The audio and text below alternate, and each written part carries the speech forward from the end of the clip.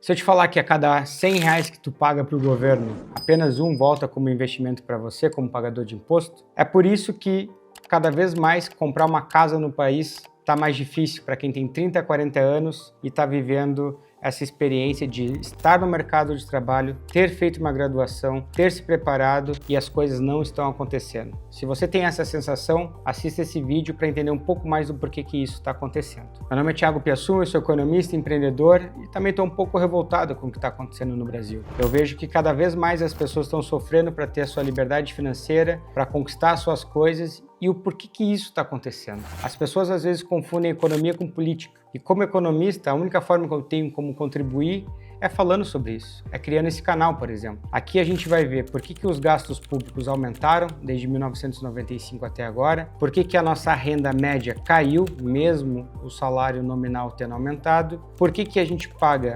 100 de imposto para o governo e volta apenas R$ 1 em investimento e R$ 9 para salários. A gente vai falar do porquê que a gente não cresce economicamente e tudo isso é a resposta para que você hoje, atualmente, não consiga comprar o seu imóvel com a mesma facilidade que alguém há 20, 30 anos atrás. Para vocês terem uma ideia, para comprar um apartamento de 2 dormitórios em 1995, a média de uma pessoa graduada no mercado de trabalho era que ela precisava trabalhar 2 anos e meio para conseguir comprar esse imóvel. Hoje, passa mais de 4 anos. E isso se dá porque a renda média do trabalhador cresce menos do que a inflação. E por que a inflação cresce tanto no Brasil? Isso é um tema que pode levar horas para a gente ficar explicando aqui. Mas eu vou simplificar. A inflação cresce muito no Brasil porque o governo gasta muito o teu dinheiro. E quando o governo gasta muito o teu dinheiro, ele tem duas fontes de receita. Uma, tirar dinheiro do teu bolso via impostos, cobra de ti imposto para tu viver. E aqui eu tenho um exemplo do trabalhador que paga 27% de imposto na carteira assinada, até um empreendedor e um empresário que chega a pagar quase 40% de imposto. Mas eu gosto de um exemplo um pouquinho mais perturbador, que é o exemplo do carro. Quando tu vai comprar aquele carro, justo na tua vez, aquele carro popular custa R$100 mil, quase 50% disso é imposto, R$50 mil vai para o governo. Comprou o teu carro, parabéns, agora tu vai pagar IPVA, que é em cima sobre o valor total. Ou seja, se o carro vale 50% a menos, se não tivesse os impostos, tu está pagando imposto em cima de imposto com IPVA, para poder utilizar o carro em território nacional. Mas e se tu quiser estacionar na tua cidade, tu não tem que pagar a Zona Azul, porque o município quer arrecadar e vender as ruas? Para estacionar tu paga imposto. E se tu quiser viajar, as rodovias, o que a gente paga para poder viajar? Vocês pararam para perceber que esse ciclo de imposto e arrecadação do governo afeta diariamente a tua vida? E o pior de tudo é que se acontece alguma coisa contigo e tu morre, para passar esse carro para outra pessoa, também o governo recebe por isso. Então, a gente tem hoje no Brasil um excesso de cobrança via impostos. Mas não é só assim que o governo consegue arrecadar dinheiro. Ele faz emissão de dívida. E a dívida do Brasil, para vocês terem ideia hoje, passa de 8 trilhões de reais. Se tu nasceu brasileiro, tu nasceu devendo 41 mil reais. A dívida per capita brasileira é de 41 mil reais por habitante. O custo da dívida pública equivale a 8% do PIB na média. O PIB é a soma de toda a riqueza do país, é todos os teus impostos, tudo que a gente tem de riqueza e de gasto, tudo que envolve a economia no Brasil. 8% disso é para pagar juros. Sabe quanto que o governo consegue do PIB investir em infraestrutura no Brasil? 1%. O resto está tudo tomado para salário, aposentadoria, previdência. Então eu não vou entrar aqui na discussão da distribuição. Eu só quero que tu entenda que a dívida pública de 1995 para 2025, o gasto percentual do PIB saiu de 13,5% do PIB para quase 9%. Vai chegar o momento em que pagar a dívida do PIB, proporcional ao PIB, vai ser tão caro que a gente ou não vai conseguir pagar essa dívida ou a gente vai ter um blackout dos serviços públicos. E aí, pagador de imposto, você que está tentando comprar seu imóvel, eu te pergunto, esses 30%, 40% que tu paga de imposto global na tua vida dentro do Brasil está compensando saúde, segurança, educação? Tu sai na rua tranquilo à noite? Como que a gente pode mudar isso, Acho que aqui eu vou entrar nos detalhes. O primeiro ponto é entendendo de economia, para parar de acreditar em promessa de político populista e de burocrata que só olha para o seu próprio umbigo, ou ninguém aqui consegue enxergar que juiz vota o seu próprio salário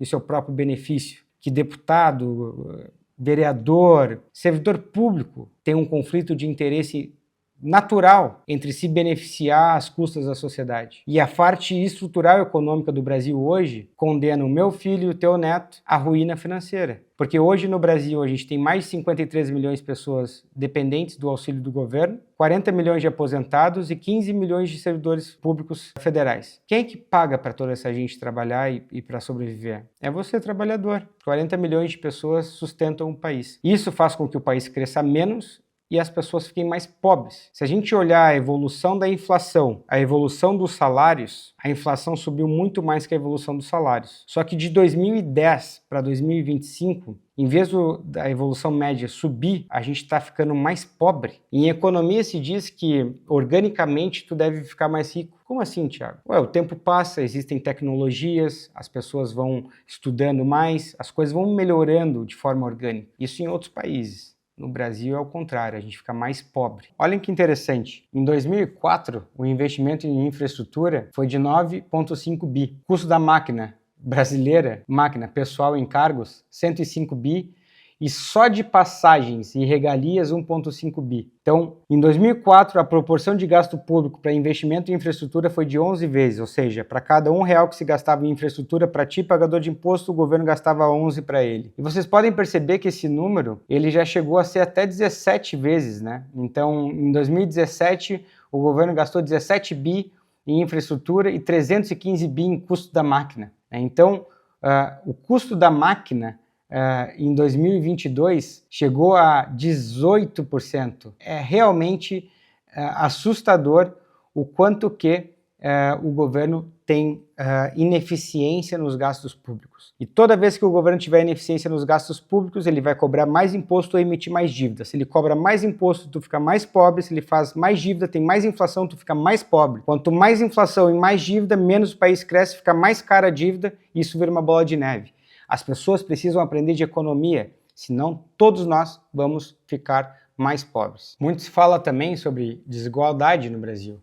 Quanto que é desigual ter uma vida no Brasil. E essa desigualdade ela é muito forte quando a gente olha os comparativos. A renda média nacional de um brasileiro é de R$ 2.380, gente. Realmente é um país pobre. Hoje a gente tem 48% da população brasileira, quase metade da população brasileira dependente do Estado. 103 milhões de pessoas. Hoje a gente tem 14 milhões, quase 15 milhões de servidores públicos. Quase 40 milhões de aposentados no INSS. E quando a gente olha a renda média por região, a gente tem a região do Nordeste com R$ 1.400 como a mais pobre e o Centro-Oeste, ou seja, o Centro-Oeste com 3.190 é mais que o dobro de riqueza que a região do Nordeste. Se a gente for pegar por estado, a maior renda per capita que existe por estado é no Distrito Federal, de R$ 5.280 por mês. Por que será que no Distrito Federal essa renda per capita ela é tão grande? Porque lá se concentra muitos servidores públicos. E aqui já tem uma discrepância muito grande de ser um servidor público e ser um trabalhador da iniciativa privada. Fora as regalias, fora uma questão estrutural, a questão do salário médio tem uma discrepância gigantesca. Hoje, o estado mais pobre do Brasil é o Maranhão, uma renda per capita de R$ 1.200 por habitante. E isso é muito impactante porque todo o Nordeste é abaixo de R$ 2.000 por mês. E quando a gente olha os programas sociais que começaram já há praticamente 20, 30 anos atrás, o impacto deles para essa população foi mínimo. Inclusive, alguns programas sociais hoje substituem o trabalho, dado que o salário mínimo é tão baixo e a questão do auxílio é tão proporcional ao salário mínimo que o incentivo e não faz o menor sentido na realidade a pessoa trabalhar, sendo que ela consegue ter esse auxílio muito próximo do salário mínimo. E aqui não é eu dizer que não tem que ter o auxílio, aqui é uma conta econômica simples. Se eu consigo ganhar um auxílio do governo sem trabalhar próximo ao que eu poderia ganhar no mercado de trabalho, eu não vou trabalhar. É uma decisão lógica, não é uma questão pessoal. É importante deixar claro que os auxílios vão ser sempre importantes, principalmente para as mães solteiras que possuem filhos e estão em situações de vulnerabilidade econômica grande. Acontece que a distorção disso está cada vez maior. E a gente vai ver que isso não é nada comparado ao desperdício público que existe com regalias para deputados federais, juízes, governadores e presidentes. Aqui a gente fala sobre programas sociais Hoje a gente tem 54 milhões de pessoas dependendo do Bolsa Família. Temos quase 40 milhões de servidores do INSS. Quando a gente olha para aquela primeira parte que eu mostrei para você sobre quem paga os impostos, tu, trabalhador CLT, e tu, trabalhador que é PJ, que empreende, que enfim faz o teu trabalho, todo o teu imposto ele serve para pagar essa conta aqui que eu estou mostrando para vocês. Existem 40 milhões de aposentados no Brasil e essa conta só aumenta e agora ela vai estourar, ou seja, as pessoas estão ficando cada vez mais velhas e tem cada vez menos pessoas em atividade de trabalho no Brasil e a única forma de tu pagar a aposentadoria de quem está aposentado é tu contribuindo para o INSS. Agora eu te pergunto, a atual geração ela quer trabalhar com CLT no Brasil? Os programas sociais, 54 milhões de pessoas nesses programas sociais, recebendo um auxílio que deveria ser temporário e deveria ser para pessoas realmente que precisam de subsistência e auxílio para isso. Servidores públicos. O servidor público é pago com dinheiro de imposto. Será que a estrutura do servidor público ela é condizente com o quão pobre nós somos? Ou existe uma distorção?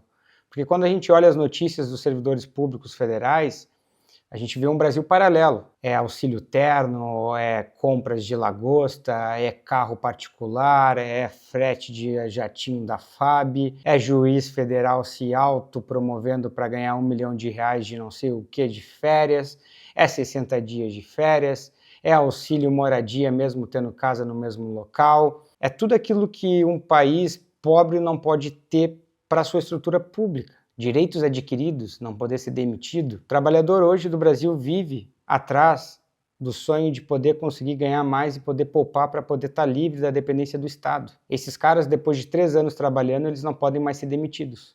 Só via processo administrativo. Aí eu te pergunto, você já foi dependente de algum processo do Estado? Alguém aqui acha que a justiça brasileira funciona, mesmo sendo uma das mais caras do mundo? Alguém aqui acha que o serviço público municipal, o trabalho dos vereadores, os trabalhos dos deputados, os trabalhos dos senadores, dos governadores, dos prefeitos, são trabalhos que realmente fazem o Brasil prosperar? Ou o Brasil está de lado? O que a gente está perdendo aqui? É isso que a gente vai ver agora nas alocações de recursos. A gente tem um aumento do gasto público que é 3 vezes, quase 4 vezes maior do que o crescimento do PIB. O governo ele tem 2 formas de financiar os gastos públicos, cobrando imposto de você ou emitindo dívida. E como que funciona essa dívida? É simplesmente um dinheiro invisível que não se paga? Não. O governo ele vai ao mercado, as pessoas que possuem dinheiro investem em tesouro direto e ele se financia e faz a máquina pública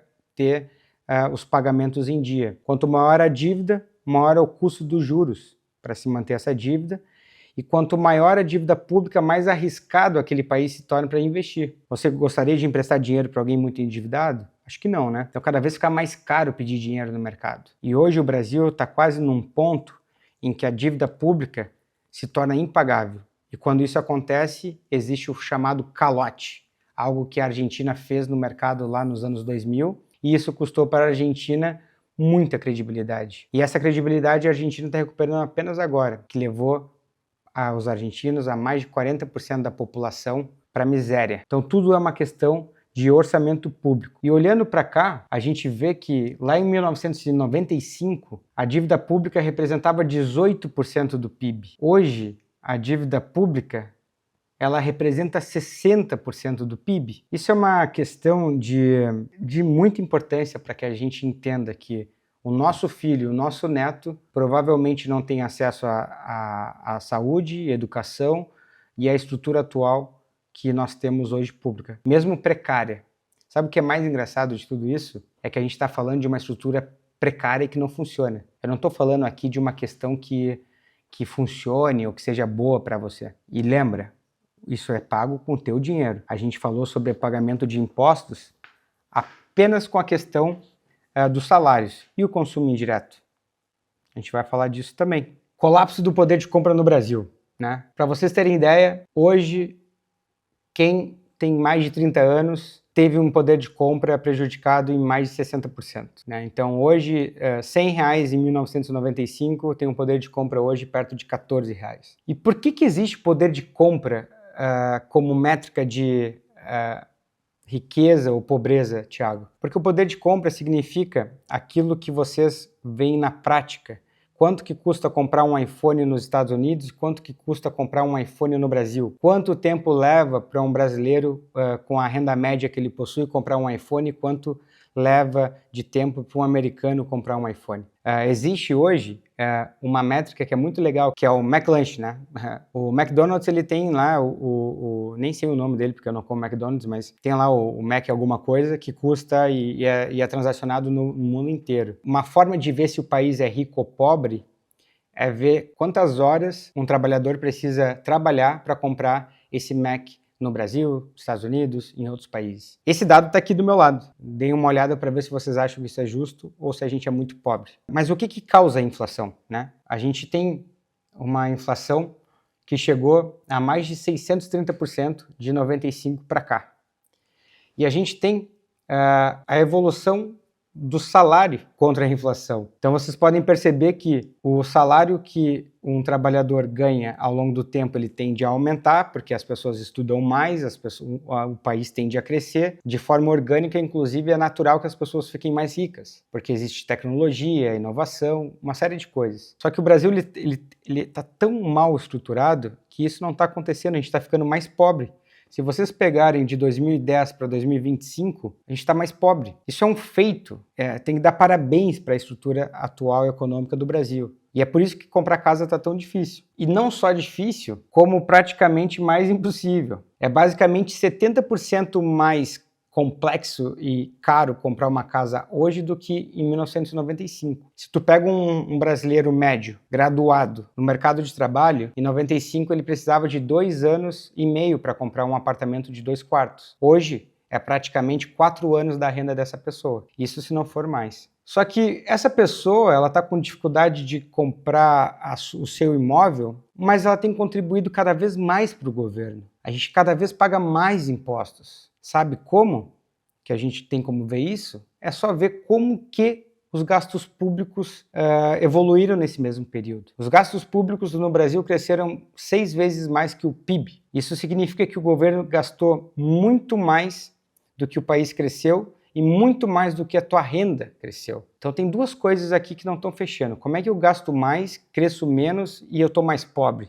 Porque se o governo gasta mais, isso deveria voltar como um retorno para ti que é pagador de imposto, concorda comigo? Imagina que eu te digo o seguinte, eu sou dono de uma família, eu sou provedor de uma família. Todo mundo da família me paga uma mesada por mês e eu digo, não, eu vou pegar esse dinheiro e vou fazer com que a gente evolua como família. Passa-se 30 anos, vocês aumentam cada vez mais essa mesada que vocês contribuem para a família. E o chefe dessa família entrega para vocês mais pobreza e mais endividamento. Qual que é a lógica disso? É o que a gente vive hoje no Brasil. E é isso que a gente tem que parar para pensar e não ficar só discutindo político A, político B e um monte de merda que a gente fica falando aí na internet que deixa todo mundo mais pobre. E se vocês forem parar para pensar, para cada real que o governo investe no país hoje, que é o que sobra do imposto, ele gasta R$ 9,00 em salários. Eu vou repetir, se a gente paga R$ 100 de imposto, o que volta para ti, cidadão, que vai ver em investimentos é R$ 1.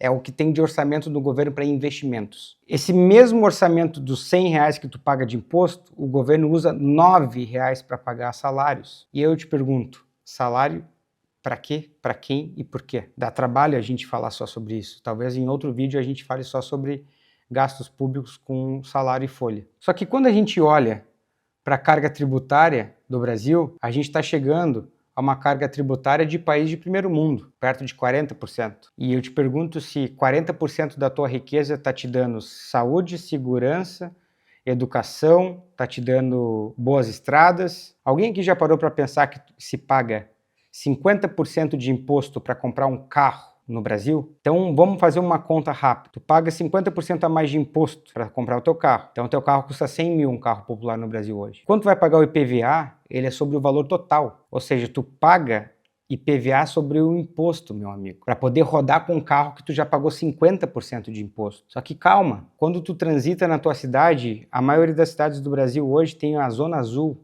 que o município faz tu pagar para tu estacionar na rua. Mas calma aí, tu quer viajar, né? Então tá, então tu vai pagar o quê? Tu vai pagar aquela boa e velha mesadinha para que as nossas estradas sejam pavimentadas. Mas espera aí, tu não paga imposto para... Não. Se tu falecer e tu for passar o teu carro para alguém que é o teu filho, tu também vai pagar para o governo. Quando tu estaciona o teu carro no posto de gasolina para abastecer, 40% do que tu paga vai para o governo. Vocês entendem que essa dinâmica é para sustentar todo o gasto público, que vai previdência, juros da dívida, folha pessoal, saúde, educação, e o que sobra para nós de investimento é R$1, sendo que eu nem falei se desse R$1 que volta para o pagador de imposto ainda tem a corrupção que leva esse dinheiro, que esse R$1 é para pagar a emenda parlamentar de deputado federal. Notem que o buraco é mais embaixo.